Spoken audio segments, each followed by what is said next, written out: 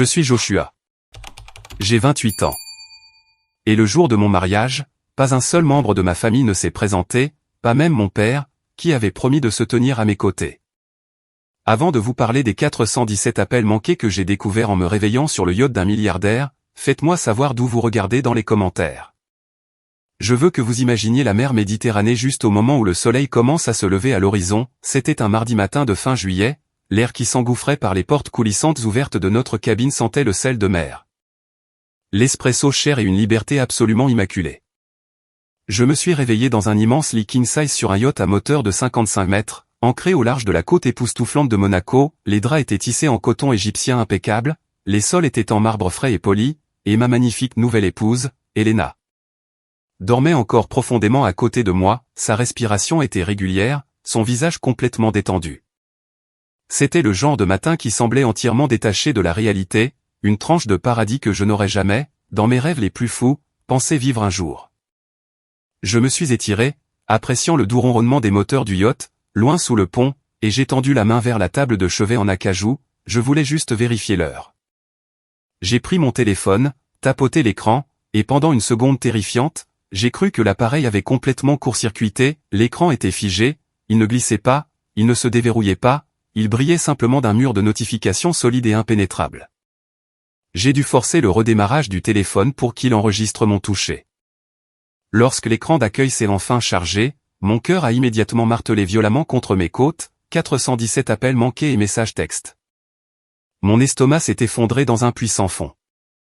Quand vous voyez un tel nombre, votre cerveau se dirige immédiatement vers l'endroit le plus sombre possible. Vous n'obtenez pas 417 notifications du jour au lendemain, à moins que le monde ne s'écroule. J'ai pensé qu'il y avait eu un horrible carambolage, j'ai pensé que la maison de quelqu'un avait brûlé, j'ai pensé que j'étais sur le point de lire une tragédie si profonde qu'elle briserait ma vie. Mes mains ont réellement tremblé en ouvrant mon application de messages. Mais ensuite, mes yeux se sont enfin posés sur les noms clignotant frénétiquement sur l'écran illuminé: mon père, ma mère, mon frère aîné Carter, tante Clara, cousine Sarah, oncle Thomas. La panique dans ma poitrine s'est instantanément évaporée, remplacée par une vague de clarté glaciale absolue.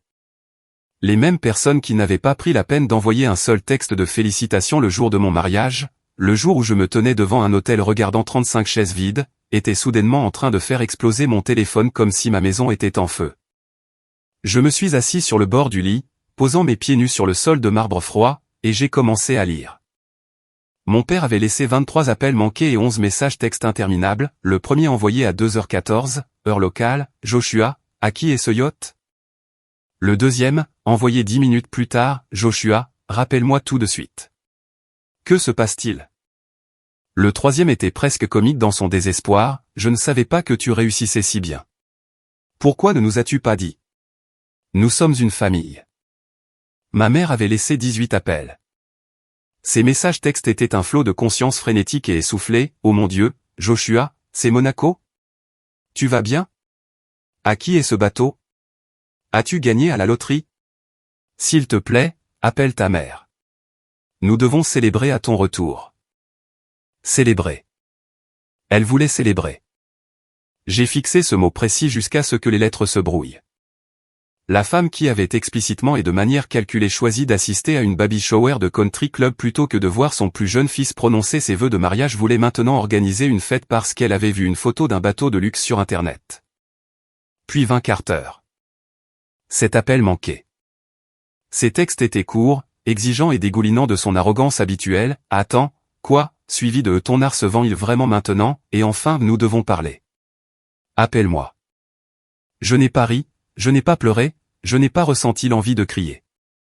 Je suis resté assis dans le luxe tranquille de cette cabine de plusieurs millions de dollars, ressentant une étrange et profonde sensation de justification m'envahir.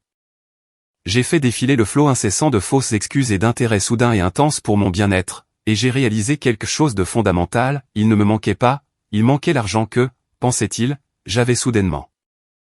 Pour comprendre l'hypocrisie purement stupéfiante de ces messages textes, pour comprendre pourquoi j'ai simplement mis mon téléphone en silencieux, les jeté dans le tiroir de la table de chevet et suis sorti sur le balcon sans répondre à aucun d'entre eux, je dois vous ramener.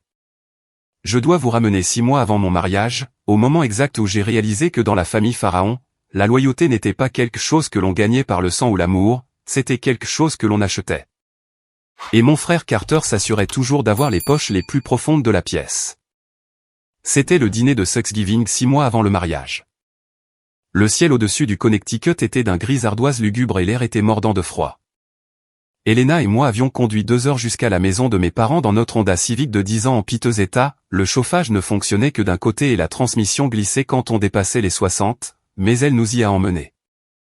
J'avais passé toute la matinée à cuire une tarte aux cerises de A à Z, tissant soigneusement la croûte en treillis, tandis qu'Elena avait choisi une jolie bouteille de vin rouge à un prix raisonnable que nous pouvions à peine nous permettre avec notre budget strict. Nous étions assis dans le salon de mes parents, faisant une conversation polie et tendue avec mon père quand nous l'avons entendu, le rugissement agressif et indubitable d'un moteur haute performance déchirant l'allée tranquille de banlieue. J'ai regardé par la baie vitrée, une toute nouvelle Porsche 911 noire de jet se garait devant le trottoir, la peinture luisait comme du verre mouillé. Mon frère Carter et sa femme Chloé sont sortis du véhicule comme s'ils descendaient sur un tapis rouge hollywoodien. Carter est l'enfant prodige de notre famille, il a 3 ans de plus que moi, mesure 5 cm de plus et possède un sourire digne d'un panneau publicitaire immobilier de luxe. Il a une capacité profonde, presque terrifiante, à s'attribuer le mérite du travail acharné des autres et à charmer son chemin hors de toute conséquence. Chloé, sa femme, vient d'une richesse générationnelle sérieuse, son père possède un immense empire immobilier commercial dans le comté de Fairfield. Juste un mois auparavant, son père avait donné à Carter une promotion massive, un titre de vice-président et un salaire qui a fait pleurer mes parents de fierté. Carter n'a pas gagné ce bureau d'angle, il l'a épousé, mais dans ma famille, épouser la richesse était considéré comme l'ultime réussite spectaculaire. Ils ont franchi la porte d'entrée et toute la gravité de la maison a instantanément changé pour les accueillir. Ma mère, Diane, a pratiquement sprinté dans le couloir pour prendre le manteau de Chloé, s'extasiant sur l'étiquette de designer et complimentant la coupe du tissu. Mon père, Richard, un homme qui avait passé toute sa vie d'adulte à travailler dans une banque à un poste intermédiaire, se plaignant constamment de son propre salaire stagnant, a tapoté l'épaule de Carter avec un niveau de respect enthousiaste qu'il réservait habituellement aux athlètes professionnels. À table, la dynamique était suffocante. Carter a délibérément jeté ses clés de Porsche au centre de la table à manger, s'assurant que l'écusson doré et noir captait parfaitement la lumière du lustre. Il a dominé toute la conversation, se vantant bruyamment de son nouvel abonnement exclusif à un club de golf, de l'expansion agressive de son portefeuille boursier et du fonds universitaire massif qu'il mettait déjà en place pour son bébé à naître. Il parlait en chiffres, laissant tomber des chiffres destinés à établir une domination incontestable. Puis, lorsqu'il y a eu un bref répit dans son monologue, mon père a tourné son attention vers moi. Il s'est penché sur son assiette de dinde rôtie, plissant les yeux d'une manière qui me faisait toujours sentir comme si j'avais 12 ans et que j'étais en difficulté. « Alors Joshua, a dit mon père, sa voix dégoulinant de cette condescendance familière et lourde, quand vas-tu trouver un vrai travail ?» La table est devenue silencieuse, mal à l'aise, le tintement des couverts a cessé. Elena s'est tendue à côté de moi, sa main tombant immédiatement sous la table pour trouver mon genou. J'ai pris une lente inspiration, gardant ma voix parfaitement égale. J'ai un travail, papa. Je suis peintre. Je viens de vendre 2 grandes pièces de paysage à une galerie du centre-ville. Les choses s'améliorent. Carter a reniflé bruyamment, faisant tourbillonner son coûteux verre de cabernet. C'est ça. Mais la peinture ne paie pas un prêt immobilier, petit frère. Tu ne peux pas vivre éternellement dans cet atelier loué et froid. Finalement, tu devras te couper les cheveux, mettre une cravate et rejoindre le monde réel. Tu ne peux pas nourrir une famille avec un pinceau. Au moins, il a quelqu'un, a lancé Chloé de l'autre côté de la table. Elle m'a offert un sourire si rempli de pitié condescendante qu'il m'a fait tordre l'estomac. C'est mignon que vous y arriviez avec si peu. Ça forge le caractère, n'est-ce pas? J'ai serré la mâchoire si fort que mes dents me faisaient mal. Une veine battait à ma tempe. J'ai regardé directement mes parents, attendant qu'ils disent quelque chose, attendant qu'ils me défendent, qu'ils rappellent à Carter que le succès ne se mesure pas exclusivement à l'emblème sur le volant ou à la taille de votre bonus trimestriel. Mais ma mère était occupée à verser plus de vin dans le verre de Chloé, ignorant totalement l'insulte, et mon père a juste hoché la tête en accord solennel avec mon frère. J'ai alors réalisé avec une clarté absolue que j'étais invisible dans cette pièce. Je n'étais pas leur fils.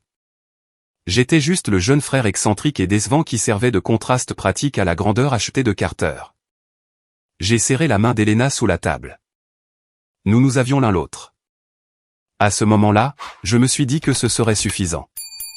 Malgré le désastre absolu de ce dîner de Thanksgiving, décembre a apporté le moment le plus heureux de toute ma vie, j'ai demandé Elena en mariage.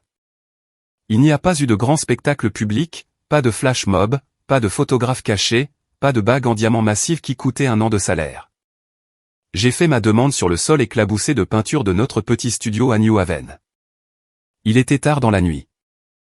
Le radiateur faisait un bruit sourd dans le coin, et une neige abondante tombait derrière les immenses fenêtres industrielles. La pièce sentait fort la térébenthine, l'huile de lin et le vieux café. J'avais passé 3 semaines à sculpter une bague dans un morceau de bois de noyer récupéré, la ponçant jusqu'à ce qu'elle soit aussi lisse que du verre. Quand je me suis mis à genoux et que je lui ai demandé, ses yeux se sont instantanément remplis de larmes. Elle m'a tiré au sol, riant et pleurant à la fois, m'embrassant le visage encore et encore. C'était parfait. C'était brut et intensément réel. Nous ne voulions pas d'un mariage grand et ostentatoire. Nous ne pouvions de toute façon pas nous en offrir un. Mais même si nous avions eu l'argent, nous ne voulions pas du cirque. Nous avons décidé d'une petite cérémonie intime dans un jardin dans une ville côtière historique à environ 1 heure de là, fixée au 14 juin. Seulement 40 invités, la famille proche, quelques bons amis et un juge local à la retraite pour officialiser les choses. Le lendemain matin, j'ai appelé mes parents pour leur annoncer la nouvelle.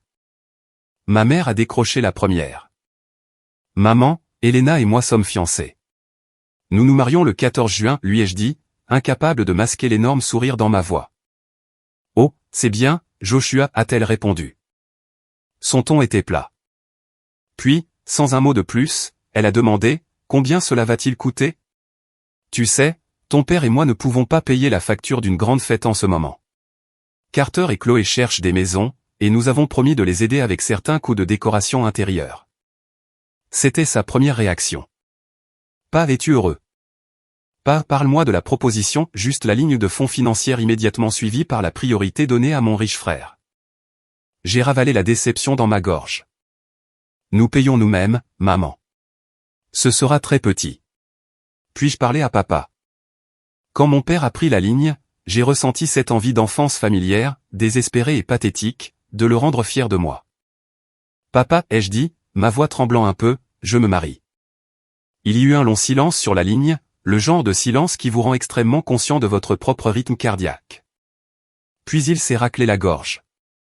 Eh bien, félicitations, mon fils. Je sais que c'est petit, papa. Je sais que ce n'est pas une fête de country club, mais ça signifierait tout pour moi si tu te tenais là avec moi. Je n'ai pas une grande suite nuptiale. Je veux juste toi. Je veux que tu sois mon témoin. J'ai retenu ma respiration. Malgré tous ses défauts, toutes les fois où il m'avait ignoré, toutes les fois où il avait laissé Carter me rabaisser, il était toujours mon père. Je le voulais là. J'avais besoin de savoir que le jour le plus important de ma vie, il me soutiendrait. Bien sûr, Joshua, a-t-il dit, et pendant une fraction de seconde, sa voix a semblé vraiment chaleureuse, épaisse d'une réelle émotion. Je ne le manquerai pour rien au monde. Je serai ton témoin. Je te le promets, mon fils, je serai juste à tes côtés. J'ai raccroché, me sentant marcher sur des nuages. J'ai couru vers Elena, les prise dans mes bras et les fait tourner dans le studio.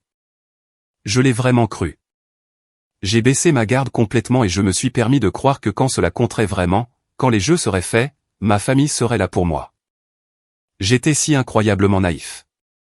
L'illusion du soutien de ma famille s'est brisée en 1 million de morceaux acérés. Exactement 3 semaines avant le mariage, je me tenais au milieu de l'atelier, vêtu d'une salopette tachée de peinture, apprêtant agressivement une toile massive avec du gesso blanc. Mon téléphone a sonné depuis la table de l'autre côté de la pièce. J'ai essuyé mes mains sur un chiffon et j'ai décroché. L'identifiant de l'appelant indiquait tante Clara. Clara est la sœur aînée de ma mère, et elle est la reine incontestée des potins de toute la famille Pharaon. Si quelqu'un reçoit une contravention, Clara connaît le numéro de badge de l'agent avant même que l'encre ne soit sèche. Elle ne m'appelait généralement que pour pêcher des informations qu'elle pourrait utiliser plus tard comme arme. Joshua, chéri, comment vas-tu, a-t-elle gazouillé, sa voix beaucoup trop forte dans le haut-parleur. Comment vont les préparatifs du mariage? Bien, tante Clara. Tout est quasiment prêt. Nous finalisons juste les arrangements floraux. Elle s'est lancée dans une longue histoire décousue et essoufflée sur le divorce désordonné d'un voisin. Elle n'a épargné aucun détail, décrivant avec vivacité une bataille de garde brutale pour un Golden Retriever et une multipropriété en Floride. J'ai coincé le téléphone entre mon épaule et mon oreille, faisant des bruits de gomme polie pendant que je retournais travailler le lourd gesso dans la trame de la toile. Puis elle a laissé tomber la bombe. Elle l'a fait si nonchalamment, avec une telle indifférence désinvolte. On aurait cru qu'elle me demandait si je préférais le papier ou le plastique à l'épicerie. Alors dis-moi, chérie, est-ce que toi et Elena allez faire une apparition à la fête de Carter avant votre cérémonie, ou allez-vous simplement la sauter entièrement? Je sais que c'est un peu serré. J'ai arrêté de peindre. Le pinceau est resté en suspens dans les airs. Une épaisse goutte d'après blanc a coulé silencieusement sur le parquet. Quelle fête, ai-je demandé, ma voix soudain très basse. La baby shower de Carter et Chloé, chérie, ne me dis pas que tu as oublié. Ça va être absolument énorme. Le père de Chloé a loué toute la salle de bal principale du Grand View Country Club. Ils ont une sculpture de glace, Joshua. Une sculpture de glace pour un bébé. Une sueur froide a perlé sur ma nuque. Ma poitrine s'est serrée si vite que je ne pouvais plus respirer. C'est quand, tante Clara? Le 14 juin. Ça commence à midi pile. Le 14 juin, le jour de mon mariage. J'ai posé le pinceau sur le plateau. Mes mains tremblaient physiquement. Tante Clara, mon mariage est à 15h le 14 juin. Le lieu du jardin est à plus d'1h30 du Grand View Country Club. Personne ne peut aller aux deux. C'est géographiquement impossible. Il y eut un silence mort, lourd, suffocant sur la ligne, le genre de silence où la vérité éclate soudain aux yeux des deux personnes. J'entendais pratiquement les engrenages grincer dans la tête de Clara alors qu'elle réalisait ce qu'elle venait de révéler accidentellement. Oh, Joshua. Je pensais que tu savais, Carter a dit. Je pensais que vous aviez coordonné cela. Coordonné, ai-je craché, la colère bouillonnant enfin comme de l'acide de batterie dans ma gorge. Carter connaît la date de mon mariage depuis 5 mois. Il a reçu notre aimant Save the Date en janvier. Il est sur son réfrigérateur. Clara balbutia, marmonna une excuse paniquée et incohérente à propos d'avoir laissé quelque chose brûler sur la cuisinière, et raccrocha le téléphone. Je suis resté là, au milieu de mon studio silencieux, fixant la toile blanche. Il savait. Mon frère savait absolument. Il avait délibérément, malicieusement, réservé son extravagant baby shower le même jour à la même heure, forçant toute la famille élargie à faire un choix. Et il savait exactement qui il choisirait. 1 heure plus tard, la porte de mon studio ne s'est pas contentée de s'ouvrir. Elle a été pratiquement défoncée. Mon meilleur ami, David, a fait irruption. David est un mécanicien diesel poids lourd bâti comme un mur de briques avec de la graisse incrustée en permanence dans les phalanges. Il a détesté mon frère Carter d'une passion ardente depuis que nous étions adolescents. Il s'est dirigé droit vers moi, le visage rouge de fureur, et m'a fourré son smartphone taché de graisse directement sous le nez. Dis-moi que tu as vu ça. Dis-moi que tu sais ce que ce psychopathe fait. J'ai pris le téléphone. L'écran affichait une longue série de captures d'écran du chat de groupe familial, un chat dont j'avais apparemment été discrètement retiré 3 mois auparavant. La mère de David était lointainement liée à ma mère, ce qui signifiait que David avait toujours un accès dérobé au drame familial numérique. J'ai fait défiler les messages. À chaque ligne que je lisais, le sol semblait s'effondrer un peu plus sous mes pieds. Carter n'avait pas simplement accidentellement double réservé la date. Il n'avait pas simplement été négligent. Il avait orchestré une campagne chirurgicale, hautement calculée pour m'isoler et ruiner mon mariage. Il y avait un message direct de Carter à ma mère, « Maman, si vous allez à la petite fête de Joshua plutôt qu'à la baby shower de Chloé, ses parents seront incroyablement insultés. Tu sais, il paie le country club. Tu sais, Chloé est hormonale. Veux-tu vraiment risquer de nuire à notre relation avec sa famille pour un mariage qui ne durera probablement pas de toute façon ? » Il y avait un message à ma tante Clara et à mon oncle Thomas, et les gars, juste pour info. Le père de Chloé va avoir quelques-uns de ses gros copains de la boîte à la baby shower. Ça pourrait être une bonne opportunité de réseautage pour Thomas s'il cherche toujours cette promotion. Ne perdez pas la journée à rester dans la poussière à la chose de Josh. Et puis j'ai vu le pire. Un message direct destiné à mon père, « Papa, sois intelligent à ce sujet. Le père de Chloé examine sa planification successorale et les investissements qu'il détient avec ta succursale bancaire. Si tu embarrasses Chloé le jour de son grand événement en boudant la baby shower pour être le témoin de Joshua, cela va provoquer une faille massive. Tu ne veux pas te mêler de mon potentiel héritage, et tu ne veux certainement pas te mêler de tes propres comptes de retraite. Joshua s'en remettra. Il est habitué à ce que les choses ne se passent pas comme il veut. Carter menaçait littéralement la sécurité financière future de mon père.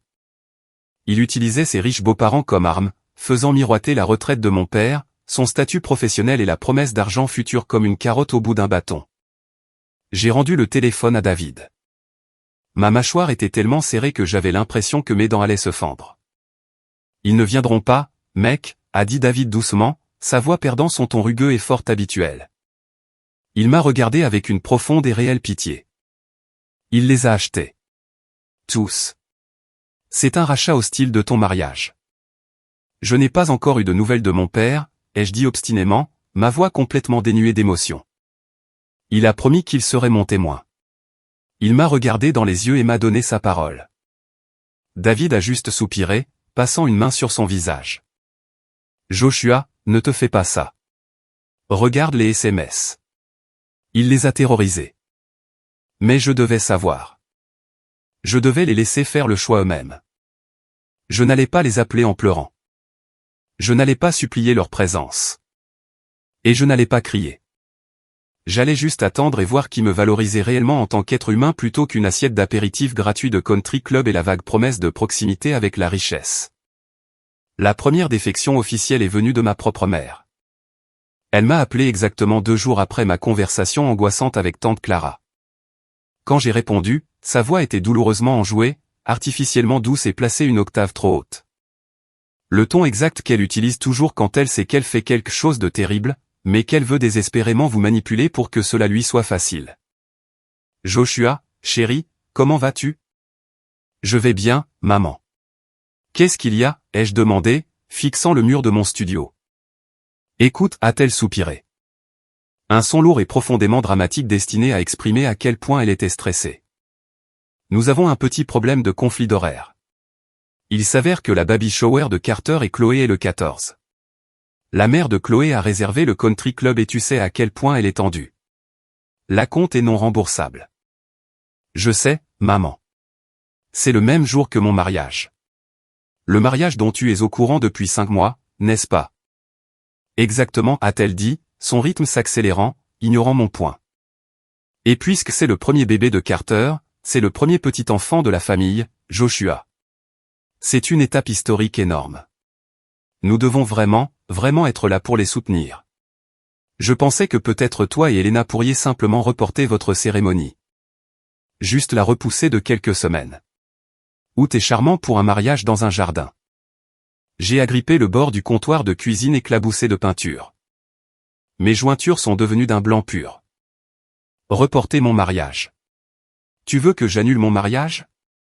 Que je dise à mes fournisseurs, à la famille d'Elena de changer leur vol pour que tu puisses aller à une baby shower? Oh, ne sois pas si dramatique, Joshua, a-t-elle claqué, sa fausse douceur s'évaporant instantanément. Ce n'est qu'une petite chose de jardin de toute façon. Ce n'est pas comme si tu perdais des dizaines de milliers de dollars en dépôt de lieux de luxe. Carter et Chloé ont beaucoup de personnes importantes qui viennent du cabinet de son père. Nous devons sauver les apparences. Personnes importantes. C'était la phrase magique. C'était la terrible vérité prononcée à voix haute. Ce qu'elle voulait vraiment dire était, les parents de Chloé paient notre accès au country club. Les parents de Chloé nous laissent utiliser leur vaste multipropriété à Aspen. Carter paie le coûteux leasing du SUV de ton père. Toi, Joshua, tu ne nous donnes rien d'autre que des cadeaux en bois faits à la main et de la fierté. Tu n'as aucun levier financier. Par conséquent, tu n'as pas d'importance. Je ne change pas ma date, maman, ai-je dit, ma voix tombant à un registre étrangement calme et glacial. Je me marie le 14. Tu peux soit venir au mariage de ton fils, soit aller manger des mini-sandwichs au golf pour impressionner un tas de promoteurs immobiliers. C'est ton choix. Elle a haleté, très offensée que je lui ai retiré ses excuses polies. Joshua, comment peux-tu être si incroyablement égoïste? Ton frère a besoin de nous. Si tu ne changes pas la date, nous ne pouvons pas venir. Alors ne venez pas, ai-je dit, et j'ai raccroché. Je n'ai pas crié. Je n'ai pas juré. J'ai juste appuyé sur le bouton rouge et posé l'appareil sur le comptoir. La carte de crédit invisible avait été glissée. La transaction était approuvée, et ma mère avait été officiellement achetée. Alors que le jour du mariage approchait, les excuses du reste de la famille arrivaient comme une horloge. Tante, oncle, cousin au second degré. Un par un, ils m'envoyaient des messages faibles et transparents, un soudain et mystérieux virus intestinal, une urgence professionnelle inattendue nécessitant des déplacements le week-end, des vacances prévues en Floride qu'ils avaient miraculeusement oubliées jusqu'à ce moment précis. Sur les 30 membres de la famille élargie que j'avais invités avec enthousiasme, 28 s'étaient désistés en 2 semaines. Les seuls qui restaient de mon côté de la liste des invités étaient mon père, qui restait terrifiante et agonisante silencieux, et ma cousine Sarah. Sarah et moi étions proches en grandissant. Nous étions les 2 marginaux des réunions de famille, survivant toujours aux arguments politiques angoissants en nous cachant au sous-sol et en jouant à de vieux jeux vidéo. Quand j'ai envoyé le dernier message de décompte désespéré aux invités restants, Sarah m'a répondu presque immédiatement. Je ne le manquerai pour rien au monde, Josh. J'ai acheté une nouvelle robe et je serai là tôt pour t'aider à installer les chaises. Je t'aime. Cela a ressemblé à une victoire massive. Cela a ressemblé à une bouée de sauvetage. Au moins une personne de ma lignée me choisissait. J'ai fièrement écrit son nom en haut du plan de table final. Mais 3 jours avant le mariage, mon téléphone a vibré. C'était un long SMS de Sarah. Josh, je suis tellement incroyablement désolé. Ma transmission vient de lâcher sur l'autoroute. Ma voiture est complètement morte. Le mécanicien dit que ça va coûter $3000 à réparer et je n'ai pas l'argent pour une voiture de location pour aller à Mystique. Je vais devoir manquer le mariage. Je pleure littéralement en ce moment, assise sur le bord de la route. Je suis tellement désolé. S'il te plaît, pardonne-moi. J'ai ressenti un pincement de profonde sympathie. Je savais qu'elle travaillait à un petit salaire dans le commerce de détail. J'ai presque voulu lui envoyer un message pour lui proposer de payer un Uber, même si Elena et moi ne pouvions pas vraiment nous permettre un trajet de 2 heures. Mais 10 minutes plus tard, David est entré dans le studio. Il n'a pas dit un mot. Il avait l'air furieux. Il a juste ouvert son ordinateur portable, l'a claqué sur mon plan de travail et a ouvert la page Instagram publique de Chloé. Il y avait une photo postée il y a exactement 5 minutes. C'était une photo de Chloé, de ses riches sœurs de sororité et de ma cousine Sarah. Elle se tenait dans une boutique de créateurs haut de gamme du centre-ville de Hartford, tenant des flûtes de champagne en cristal et riant. La légende disait « Shopping pour la grande baby shower avec les meilleures filles ». Tellement contente que Sarah ait pu venir. La voiture de Sarah n'était pas en panne. Elle n'était pas bloquée sur l'autoroute en train de pleurer à cause d'une transmission cassée. Elle sirotait du champagne cher aux frais de Chloé, achetant joyeusement une robe de créateur pour la fête qui était spécifiquement conçue pour détruire mon mariage. Chloé avait probablement proposé de payer sa tenue pour s'assurer de sa présence. J'ai fixé l'écran lumineux de l'ordinateur portable, un rire creux et amer s'échappant de ma poitrine. C'était une masterclass absolue en trahison. Je ne l'ai pas confrontée. Je n'ai pas envoyé de message texte de colère, explosif, la traitant de menteuse. Je suis juste allé à ma liste d'invités physiques, épinglée sur le tableau en liège. J'ai pris un gros marqueur rouge Sharpie et j'ai tracé une ligne lente, sombre et permanente à travers le nom de Sarah. 14 juin, matin du mariage. Je me suis réveillé à 6 heures du matin.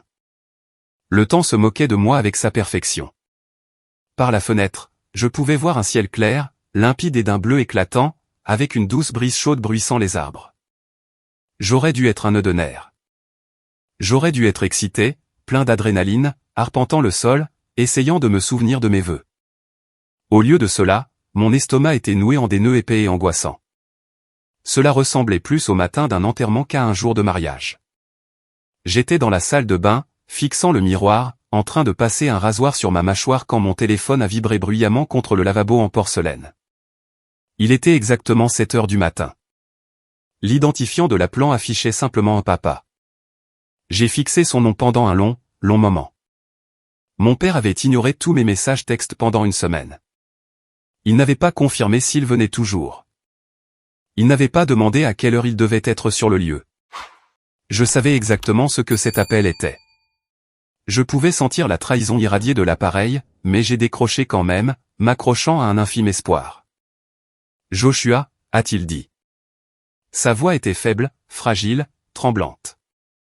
C'était la voix indéniable d'un lâche qui sait qu'il fait quelque chose d'absolument impardonnable. « Papa, mon fils, je ne sais pas comment dire ça. » Il s'est raclé bruyamment la gorge, gagnant du temps. « Ta mère est vraiment, vraiment bouleversée. Elle a l'impression que la famille est déchirée par tout ce drame. Et Carter a fait un très bon point. C'est son premier bébé. C'est un grand événement pour l'héritage familial. Et le country club est si loin de ton lieu. Le trafic sur la I-95 va être un cauchemar. » Il s'est éteint dans un silence pathétique, attendant que je lui donne une porte de sortie, attendant que je l'absolve, attendant que je dise « C'est bon, papa. Je comprends. Tu dois y aller. » « Dis-le, papa, ai-je exigé, ma voix plus dure et plus froide qu'elle ne l'avait jamais été de toute ma vie. Sois un homme et dis les mots à voix haute. Je ne peux pas venir au mariage, Joshua. Je suis désolé. Je dois aller à la baby shower avec ta mère. C'est juste de la politique, mon fils. Tu connais les beaux-parents de Carter. Ils s'offensent de tout. Je me rattraperai, je te le promets. Nous t'emmènerons, toi et Elena, à un bon dîner de steak la semaine prochaine pour célébrer. Un bon dîner.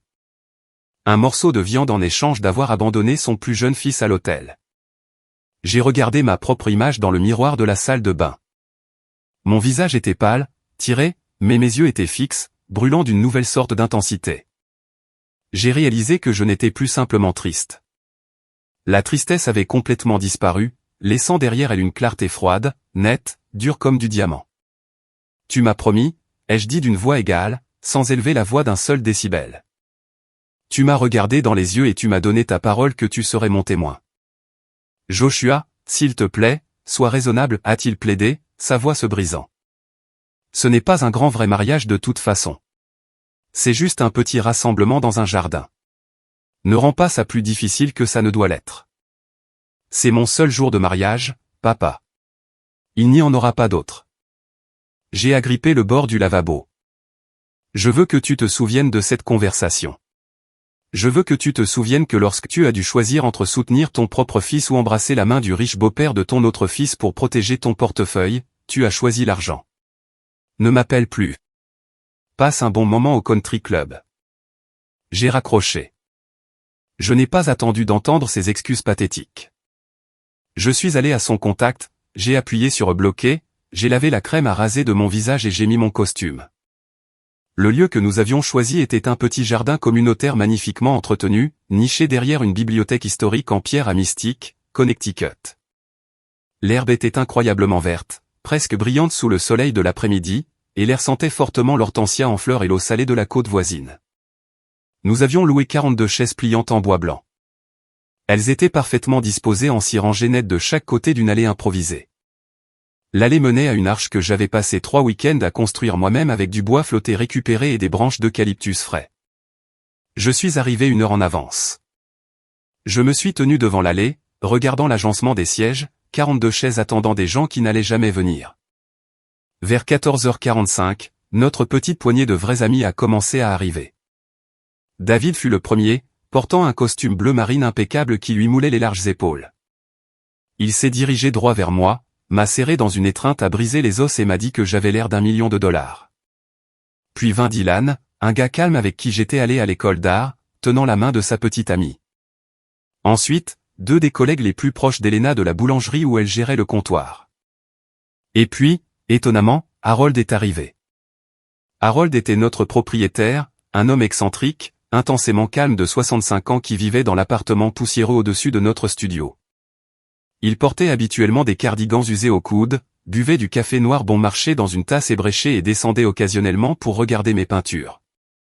Il offrait des conseils énigmatiques et brillants comme « Poussez l'ombre plus profondément dans le coin » ou « La lumière sur cette pommette vous ment ». J'avais glissé une invitation dans sa boîte aux lettres entièrement par politesse, ne m'attendant jamais à ce qu'il se présente. Mais il était là, entrant dans le jardin, vêtu d'un costume 3 pièces gris vintage impeccablement coupé qui semblait appartenir à une star de cinéma des années 1960. Il avait une pochette en soie et des chaussures en cuir lustré. À 15 heures, la musique à cordes a commencé à jouer doucement depuis un haut-parleur portable que David avait installé près de l'arche. J'ai regardé la foule, 7 personnes. Cette personne était blottie dans les 2 premières rangées du côté de la mariée. Derrière elle, s'étendant en une représentation visuelle douloureuse, viscérale, angoissante de la trahison de ma famille, se trouvaient 35 chaises complètement vides. Le vent de l'après-midi soufflait doucement dans le jardin, bruissant les feuilles des chênes, soufflant sur le bois blanc, cru et éclatant des sièges vacants. C'était le silence le plus calme et le plus assourdissant que j'ai jamais vécu de ma vie. Chaque chaise vide était un message qui me criait. Ma mère, mon père, mon frère, ma tante, mon oncle, ma cousine Sarah, ils ont tous explicitement choisi le country club. Ils ont tous choisi l'argent. La musique a changé, le tempo ralentissant pour la marche nuptiale. J'ai détourné mes yeux des rangées de vide et j'ai regardé vers l'allée de pierre à l'arrière du jardin. Elena est sortie. Elle portait une simple robe vintage en dentelle qu'elle avait trouvée dans un magasin d'occasion et qu'elle avait passé des semaines à modifier à la main. Elle tenait un bouquet désordonné et magnifique de fleurs sauvages que nous avions cueillies la veille. La lumière du soleil attrapait ses cheveux et elle était si incroyablement belle que ma poitrine me faisait physiquement mal. Mais elle marchait seule. Son propre père était décédé quand elle était au lycée, et elle était censée marcher vers moi, où mon père était censé se tenir fièrement à mes côtés. Au lieu de cela, nous étions 2 personnes entièrement seules au monde, entourées d'une mer de bois blanc vide. Elena a fait son premier pas hésitant dans l'allée. Son sourire était incroyablement courageux, rayonnant d'amour, mais je pouvais clairement voir le léger tremblement nerveux dans ses mains alors qu'elle agrippait son bouquet. Elle gardait ses yeux entièrement fixés sur moi, essayant désespérément d'ignorer le vide criant et humiliant du côté familial des sièges. Je me tenais rigidement à l'autel, les mains serrées devant moi, luttant contre l'envie accablante et suffocante de craquer et de pleurer. Puis quelque chose de complètement inattendu s'est produit. Quelque chose qui me fait encore pleurer aujourd'hui. De la première rangée, Harold s'est levé. Il n'a pas chuchoté un mot à David ou aux autres. Il a juste glissé doucement hors de sa rangée, a boutonné sa veste de costume vintage et a marché d'un pas lent, délibéré, incroyablement digne vers l'arrière du jardin. Il s'est arrêté juste à côté d'Elena. J'ai regardé, totalement stupéfait, ce propriétaire discret et sans prétention offrir son bras à ma mariée. Elena s'est arrêtée. Elle l'a regardé, les yeux écarquillés de choc et de confusion. Harold a souri, un sourire paternel doux, profond, farouchement protecteur que je n'avais jamais vu chez lui auparavant. Il a tapoté sa main tremblante, l'a glissée doucement dans le creux de son bras, et ensemble ils ont commencé à marcher dans l'allée. Quand ils sont arrivés devant, Harold n'a pas lâché prise et n'est pas retourné à sa place. Il s'est tourné vers moi, son expression changeant en quelque chose de profondément sérieux et respectueux. « Ton père devrait être ici », a dit Harold, sa voix basse et ferme, ne portant que suffisamment loin pour qu'Elena, le juge et moi puissions l'entendre. Mais puisqu'il n'est pas assez homme pour le faire, quelqu'un qui voit réellement ta valeur devrait l'être. Il a reculé d'un pas, s'est placé à ma droite et a formellement pris la position de témoin. Il se tenait exactement là où mon père avait promis de se tenir. Un poids émotionnel lourd et angoissant s'est ouvert en grand dans ma poitrine. J'ai regardé David, qui essuyait férocement une larme de son œil tout en me faisant un hochement de tête affirmateur et net. J'ai regardé Elena qui pleurait ouvertement des larmes de profonde gratitude et j'ai réalisé à ce moment précis et cristallin que la famille n'est absolument pas définie par le sang. Le sang vous rend juste biologiquement lié. La loyauté, le respect et le choix de se présenter quand cela compte le plus. C'est ce qui fait une famille. Le juge s'est raclé la gorge, a fait un signe de tête respectueux à Harold, et la cérémonie a commencé. Nous avons prononcé nos vœux. Nous avons échangé les anneaux en bois que j'avais minutieusement fabriqués. Nous avons promis de nous choisir, de nous protéger chaque jour, quoi que le monde nous réserve. Et quand le juge nous a finalement déclarés mari et femme, ces 7 belles personnes assises au premier rang se sont levées et ont applaudi si fort, si férocement que cela a rempli tout le jardin. Pendant 12 minutes glorieuses, ces 35 chaises vides n'ont pas eu d'importance du tout. Une fois la cérémonie terminée, nous n'avions pas de grande salle de réception avec des lustres en cristal. Nous n'avions pas de gâteau à 5 étages en pâte à sucre ni de DJ professionnel avec un spectacle de lumière. Nous nous sommes simplement déplacés vers le patio en pierre du jardin, avons commandé une douzaine de pizzas gastronomiques dans un célèbre restaurant local juste en bas de la rue et avons bu de la bière fraîche dans une glacière en plastique massif que David avait transportée de son camion. C'était incroyablement intime. C'était rempli de rires authentiques et bruyants. Harold était assis à une table avec David, parlant tranquillement de voitures classiques tandis qu'Elena et moi dansions pieds nus sur l'herbe douce au son d'une playlist diffusée depuis un téléphone connecté à une enceinte Bluetooth. Mais alors que le soleil commençait à se coucher, projetant de longues ombres mélancoliques sur la pelouse, je me suis assis à l'une des tables vides juste pour reprendre mon souffle.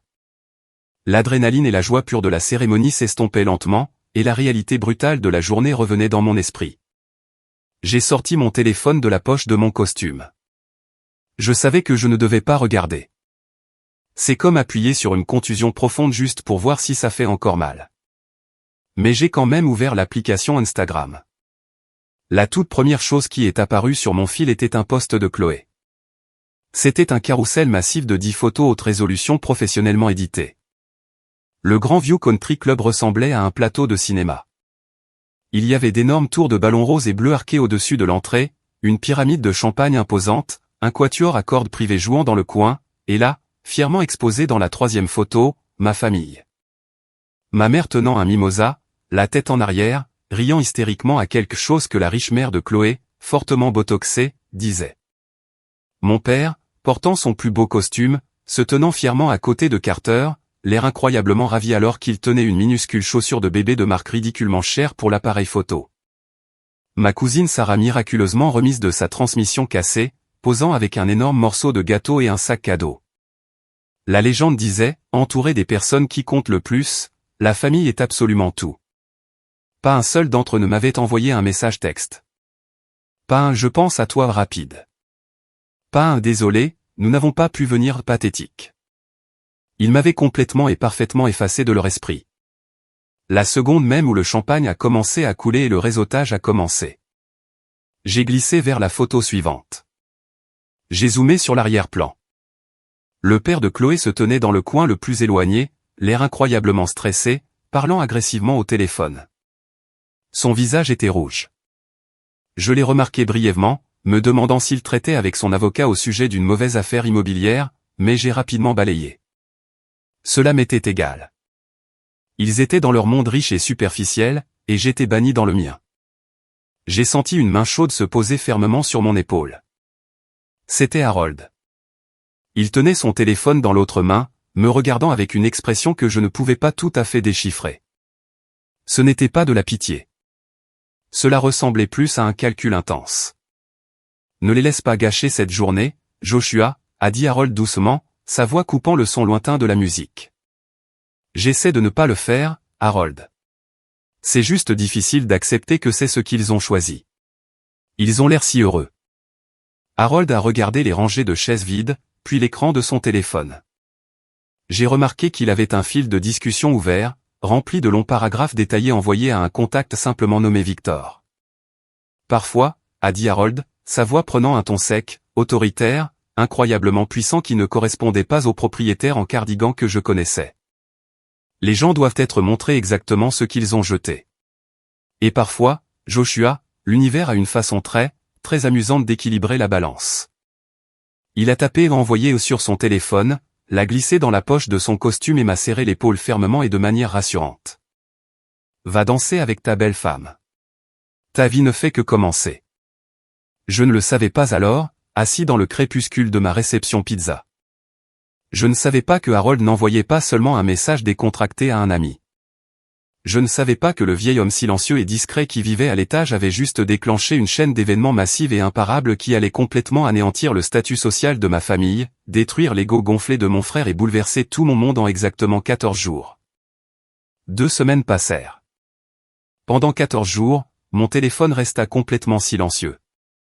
Aucun membre de ma famille ne me contacta pour savoir comment s'était passé le mariage ou pour s'excuser de son absence. C'était comme si Elena et moi avions simplement cessé d'exister au moment où ils étaient entrés dans ce country club.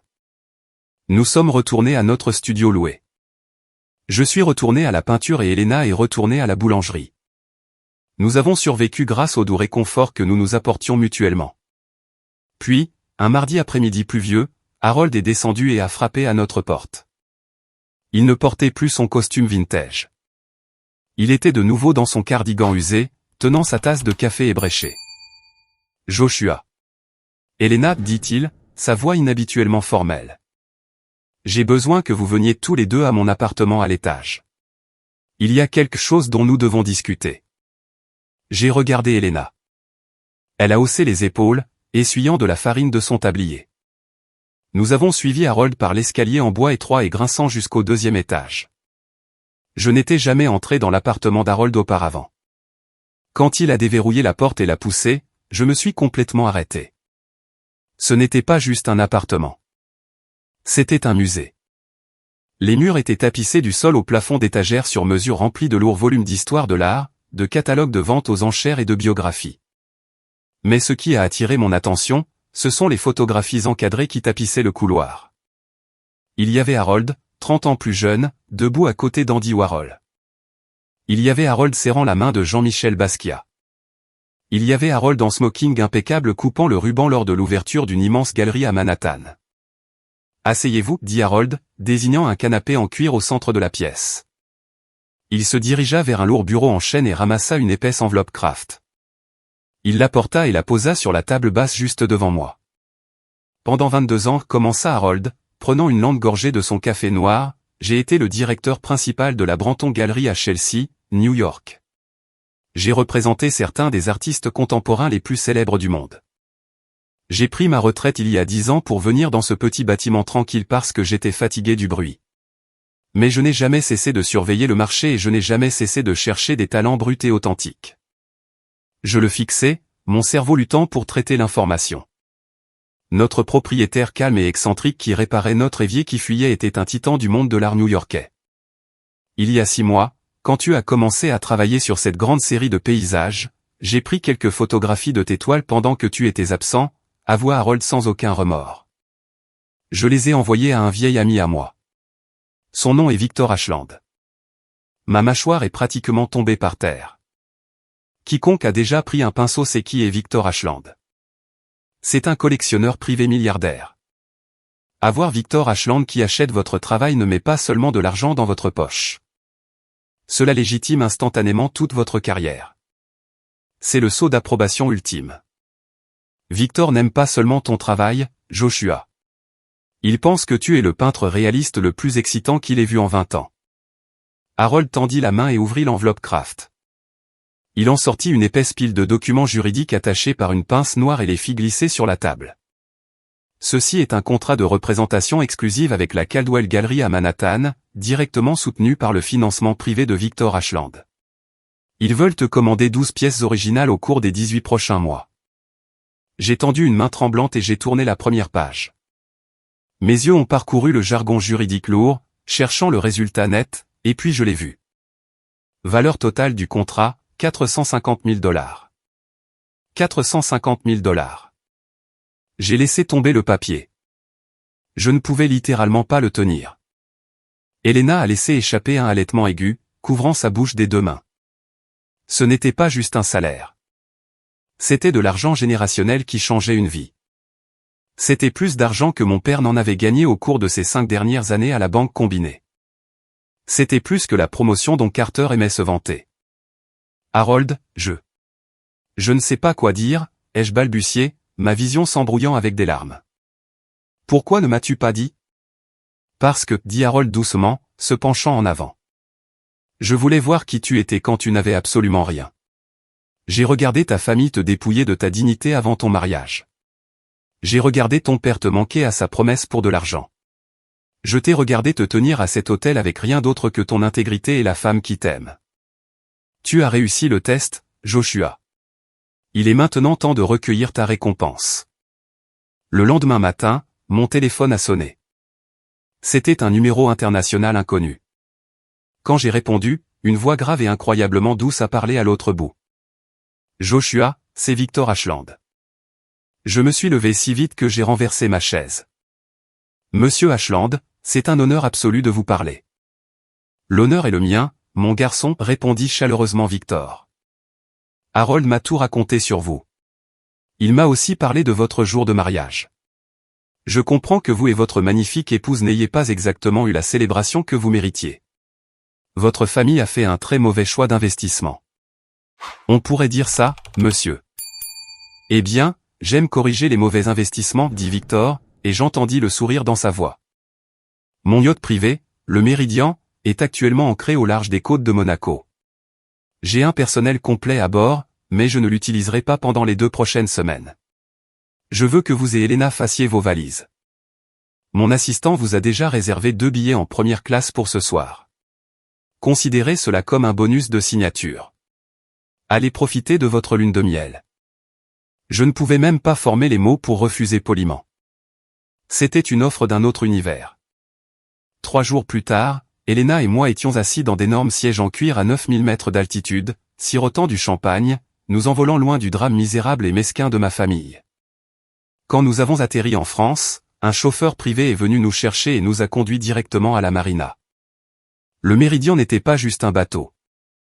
C'était un palais flottant, 55 mètres de fibres de verre blanche brillante et de bois de teck foncé. Nous avions un chef privé, une suite massive avec des vues panoramiques sur la Méditerranée, et un niveau de paix que je n'avais jamais connu de ma vie. Pendant les premiers jours, nous n'avons pas regardé nos téléphones.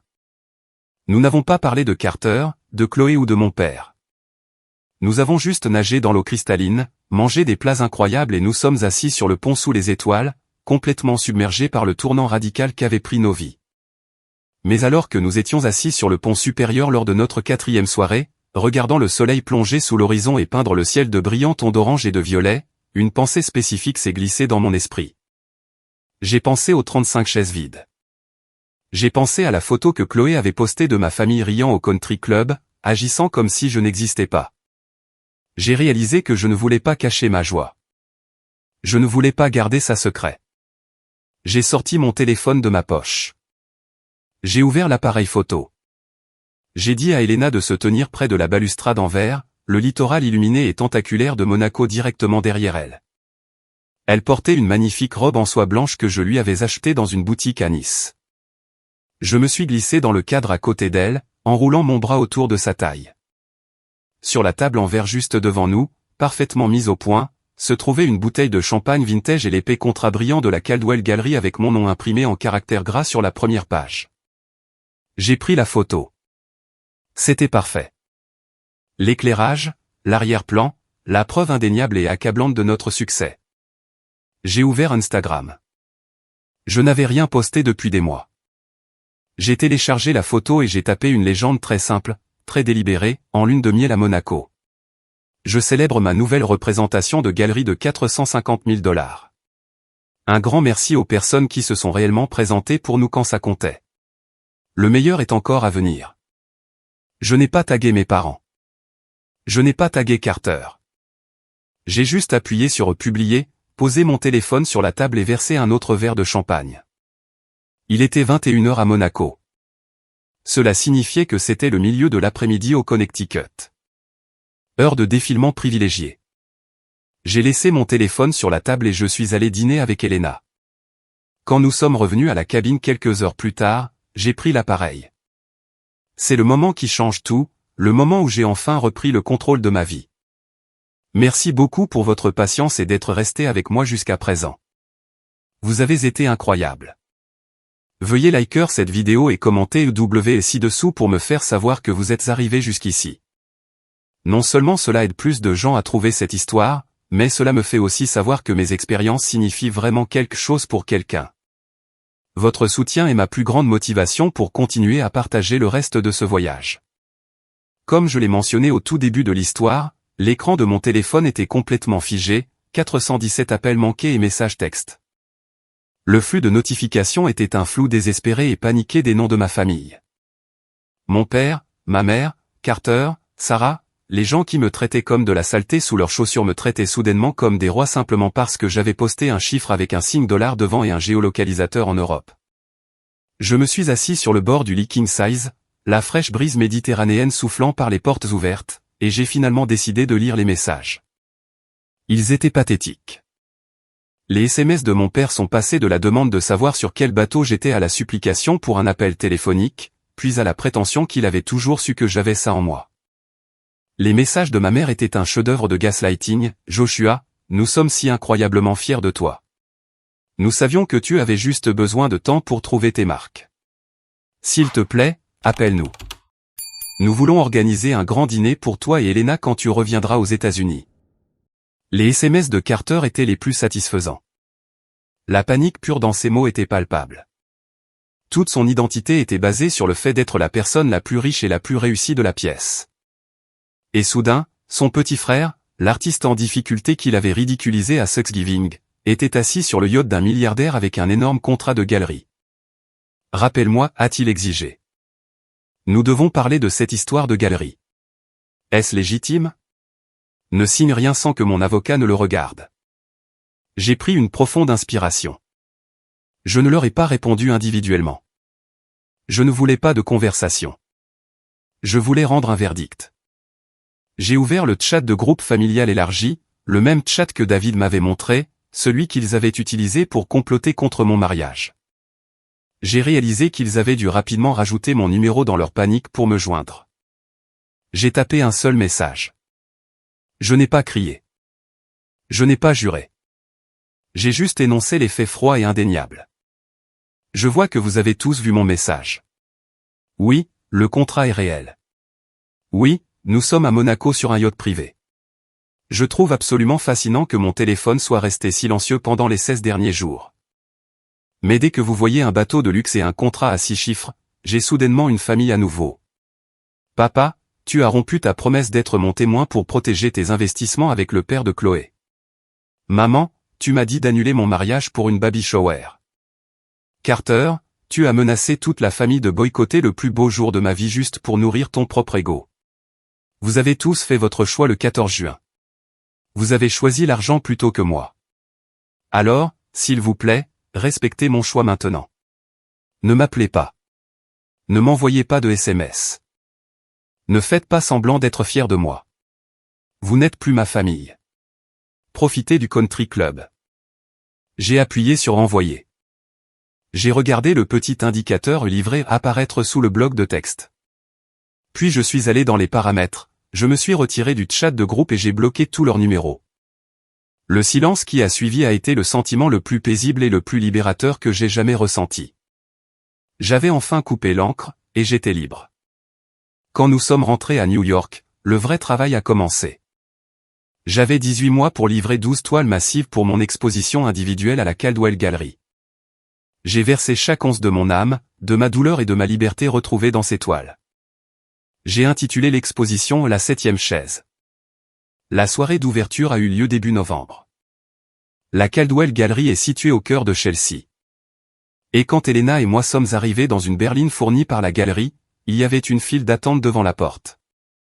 Collectionneurs, critiques d'art et acheteurs fortunés étaient entassés dans l'espace, tenant des vins coûteux, contemplant mon travail. Mais il y avait une peinture qui commandait toute la pièce. C'était la pièce maîtresse de l'exposition, accrochée sur un immense mur blanc, seule. Je l'ai simplement intitulée 14 juin. C'était une peinture à l'huile massive et hyper réaliste du jardin de Mystique. L'éclairage était magnifique, baigné d'un soleil d'après-midi doré, mais le focus de la pièce était l'agencement des sièges. J'ai peint les 42 chaises pliantes blanches. Au premier rang, j'ai peint le dos de cette personne, Elena, David, Harold et nos amis, et s'étendant derrière eux se trouvaient 35 chaises blanches parfaitement rendues, d'une désolation saisissante. J'ai peint chaque ombre, chaque brin d'herbe sous elle. On pouvait pratiquement sentir le vent froid souffler à travers l'espace vacant. C'était un monument à la trahison de ma famille, immortalisé sur toile pour que le monde entier le voie. Un éminent critique d'art du New York Times est resté devant le tableau pendant 20 minutes. Le lendemain matin, l'édition dominicale du Times a publié un article massif sur l'exposition. Le titre disait « Le silence assourdissant des chaises vides, le chef-d'œuvre de trahison familiale de Joshua Dolan ». L'article détaillait l'histoire exacte derrière le tableau. Il parlait de la baby shower du frère dans un country club. Il parlait du père qui avait refusé d'être le témoin.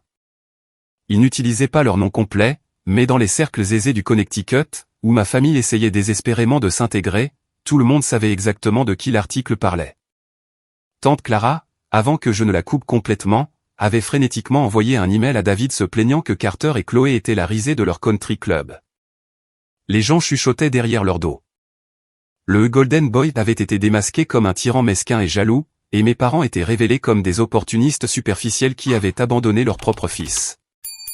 Le tableau a été vendu cette nuit-là à un collectionneur privé à Londres pour 120 000 $. Ils disent que le karma est un miroir, mais je pense que c'est plus comme un boulet de démolition. Il prend son temps pour revenir, mais quand il frappe, il détruit toute la fondation. Environ 4 mois après l'ouverture de la galerie, le marché immobilier du Connecticut a connu un brutal et inattendu ralentissement. J'ai appris la nouvelle par David, qui restait à l'écoute dans notre ville natale. La société immobilière commerciale du père de Chloé, l'énorme empire qui finançait l'arrogance de ma famille, était fortement surendetté. Il avait misé des millions sur 3 grands développements de centres commerciaux qui s'étaient complètement arrêtés en raison de problèmes de zonage et de fonds asséchés. Fin février, la société a officiellement déposé son bilan selon le chapitre 11. Les retombées ont été instantanées et catastrophiques. Carter, dont le poste de vice-président très bien rémunéré dépendait entièrement de l'entreprise de son beau-père, a été licencié immédiatement. Le salaire massif a disparu. Les cartes de crédit d'entreprise ont été coupées. 2 semaines plus tard, David m'a envoyé une photo qu'il avait prise en passant devant la vaste maison de Carter. L'allée était vide. La Porsche 911 noire de Jay avait été saisie. L'effondrement financier n'a pas seulement touché Carter. Il a envoyé une onde de choc directement dans le salon de mes parents. Carter payait le coûteux leasing du SUV de mon père. Chloé laissait ma mère utiliser sa carte de crédit supplémentaire pour des sorties coûteuses au salon et des dîners. L'héritage anticipé, la raison même pour laquelle mon père m'avait abandonné à l'hôtel, s'était évanoui dans l'air, englouti par des avocats d'entreprise et des tribunaux de faillite. Les gens qui adoraient l'argent se sont soudain retrouvés complètement ruinés. J'étais dans mon nouveau studio en train de laver des pinceaux dans l'évier quand j'ai entendu mon téléphone sonner. C'était un numéro local du Connecticut que je ne reconnaissais pas. J'ai répondu avec prudence. « Bonjour, Joshua. S'il te plaît, ne raccroche pas. » C'était mon père. Sa voix n'était pas seulement faible cette fois. Elle était complètement brisée. On aurait dit qu'il avait vieilli de 20 ans en 6 mois. Il devait avoir emprunté le téléphone d'un ami pour contourner mon blocage. « Qu'est-ce que tu veux, papa ?» ai-je demandé, ma voix plate, dénuée de toute colère ou chaleur. « Mon fils, les choses vont très mal ici, » a-t-il dit, le souffle coupé. Carter a perdu son emploi. Le père de Chloé a tout perdu. Il parle de saisir la maison de Carter. Et ta mère et moi, nous avons des difficultés. J'ai eu une réduction de salaire à la banque et sans l'aide de Carter pour les paiements de la voiture, nous pourrions aussi perdre notre maison. Il s'est éteint dans un silence pathétique, attendant que j'intervienne, attendant que le fils nouvellement riche et prospère joue le héros. J'ai entendu, ai-je dit simplement. Joshua, j'ai vu l'article dans le Times. Je sais que tu as eu ce contrat énorme. Je sais que tu as l'argent. S'il te plaît, mon fils. Nous sommes ta famille. Nous sommes désespérés. Nous avons juste besoin d'un prêt pour garder la tête hors de l'eau. Juste jusqu'à ce que Carter trouve un nouveau poste. J'ai coupé l'eau de l'évier. Le silence dans mon studio était lourd. Mais ce n'était pas le silence angoissant des chaises vides à mon mariage. C'était le silence paisible d'un homme qui détient enfin toutes les cartes. Papa, ai-je dit, ma voix incroyablement ferme. Il y a 6 mois, je t'ai supplié de te tenir à mes côtés le jour le plus important de ma vie. Je t'ai supplié d'être mon témoin, et tu m'as dit que tu ne pouvais pas parce que tu devais protéger tes investissements avec le père de Chloé. Tu m'as dit que ce n'était que de la politique. J'avais tort, Joshua. J'avais tellement tort. Je suis désolé, a-t-il pleuré au téléphone. Je sais que tu le es, ai-je répondu. Mais je vais te dire exactement la même chose que tu m'as dite ce matin-là. Ne rends pas ça plus difficile que ça ne doit l'être. Je ne suis pas ton plan de secours, papa. Je suis ton fils et tu m'as traité comme si j'étais complètement optionnel. Tu as choisi ton équipe. Maintenant, tu dois jouer pour elle. Joshua, s'il te plaît. Au revoir, papa. J'ai raccroché. Je n'ai pas ressenti de joie maligne. Je n'ai pas ressenti un frisson de vengeance. J'ai juste ressenti un sentiment de clôture profond et lourd. La balance était équilibrée. 1 heure plus tard, le même numéro inconnu a rappelé. Je savais exactement qui c'était. J'ai répondu, mettant le téléphone sur haut-parleur et le posant sur la table. Espèce de petit con égoïste et arrogant. La voix de Carter a craché à travers le haut-parleur, tremblant d'une rage absolument déchaînée. Bonjour, Carter. Comment va la Porsche, ai-je demandé nonchalamment. Tais-toi, a-t-il hurlé. Tu te crois si incroyable maintenant, n'est-ce pas? Assis dans ton studio de luxe avec tes amis millionnaires pendant que tes propres parents sont sur le point de perdre leur maison. Tu as l'argent pour arranger ça, Joshua. Tu nous dois. Je ne te dois pas un seul centime, ai-je dit, me penchant sur la table. Tu as passé toute ma vie à me traiter comme un échec. Tu as délibérément organisé ta ridicule fête de country club le jour de mon mariage juste pour prouver que tu pouvais contrôler la famille. Tu as menacé la retraite de papa pour qu'il ne vienne pas me soutenir. Tu as construit toute ta vie sur l'argent de quelqu'un d'autre, Carter. Et maintenant que c'est parti, tu n'as absolument rien à montrer. Tu as eu de la chance, a crié Carter, sa voix se brisant, la façade polie et arrogante s'étant totalement désintégrée. C'est tout ce que c'était. Un vieux propriétaire a eu pitié de toi. Tu es toujours le même loser pathétique qui peint dans un sous-sol. Tu n'as rien gagné de tout ça. Je l'ai écouté hurler, sa jalousie le consumant complètement. Il ne pouvait pas supporter le fait que mon succès était bâti sur mon propre talent, tandis que le sien était bâti sur un fragile château de cartes qui venait de s'effondrer violemment. J'ai gagné ma vie, Carter, ai-je dit doucement. Tu as acheté la tienne et puis tu as perdu le reçu. N'appelle plus jamais ce numéro. J'ai raccroché, bloqué le nouveau numéro et je suis sorti du studio.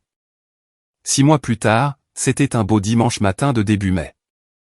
Je me tenais sur le porche arrière d'une immense et magnifique maison de 4 chambres à Westport, Connecticut. La propriété s'étendait sur 0,8 hectares de terrain bordé de grands chênes et d'un ruisseau sinueux. Le rez-de-chaussée était un vaste atelier d'art sur mesure avec d'immenses lucarnes. J'avais acheté la maison content. Pas d'hypothèque, pas d'aide de qui que ce soit, juste l'argent que j'avais gagné de mes propres mains et d'un pinceau. Elena était dans le jardin, portant un chapeau de soleil, plantant des rangées de lavande fraîche. Elle m'a levé les yeux et a souri, essuyant la terre de son front. Nous étions heureux. Nous étions vraiment, profondément heureux. J'ai entendu une voiture s'engager dans la longue allée de gravier. J'ai contourné la maison par l'avant. C'était Harold au volant de sa vieille Volvo abîmée. Il est sorti de la voiture tenant une bouteille de vin rouge cher, souriant chaleureusement. Il venait tous les dimanches pour le dîner. Il n'était plus seulement mon propriétaire. Il était la personne la plus proche que j'ai eue d'un vrai père. Mais juste derrière la voiture d'Harold, un autre véhicule s'est lentement engagé dans l'allée. C'était une berline battue de 10 ans. La porte côté conducteur s'est ouverte et mon père est sorti. Il n'avait pas l'air en colère. Il n'avait pas l'air exigeant. Il avait l'air incroyablement petit, portant une vieille chemise en flanelle. Ses épaules étaient affaissées de défaite. Il a marché lentement le long de l'allée, s'arrêtant à quelques mètres du porche.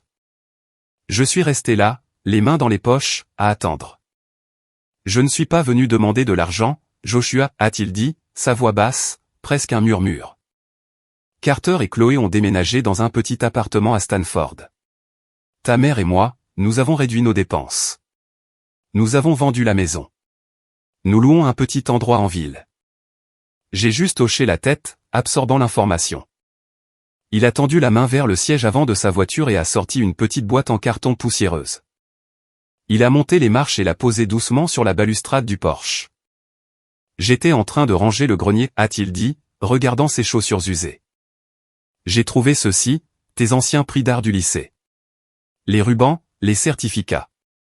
Je les avais mis dans une boîte il y a des années et je les avais oubliés. Il a finalement levé les yeux vers moi et j'ai vu de vraies larmes couler dans ses yeux. Pas des larmes de manipulation, mais des larmes de regret profond et agonisant. J'étais dans un country club à manger de minuscules sandwichs pendant que mon fils se mariait devant des chaises vides, a-t-il murmuré, sa voix se brisant. J'ai échangé mon fils contre une place à une table qui n'existe même plus. Je porterai cette honte pour le reste de ma vie. Je ne m'attends pas à ce que tu me pardonnes. Je voulais juste t'apporter tes prix. Tu les as mérités. Il s'est retourné et a commencé à marcher lentement vers sa voiture. Je l'ai regardé partir. J'ai ressenti un pincement de tristesse, une douleur sourde dans ma poitrine pour la relation que nous aurions pu avoir s'il avait juste été un peu plus courageux. Mais je ne l'ai pas arrêté. Je ne l'ai pas rappelé. Le pardon n'est pas un interrupteur que l'on actionne. C'est un pont. Et en ce moment, le pont entre nous était complètement brûlé. J'ai ramassé la boîte poussiéreuse de mes vieux prix, je me suis retourné et je suis rentré dans la lumière vive et chaude de ma propre maison où ma vraie famille m'attendait.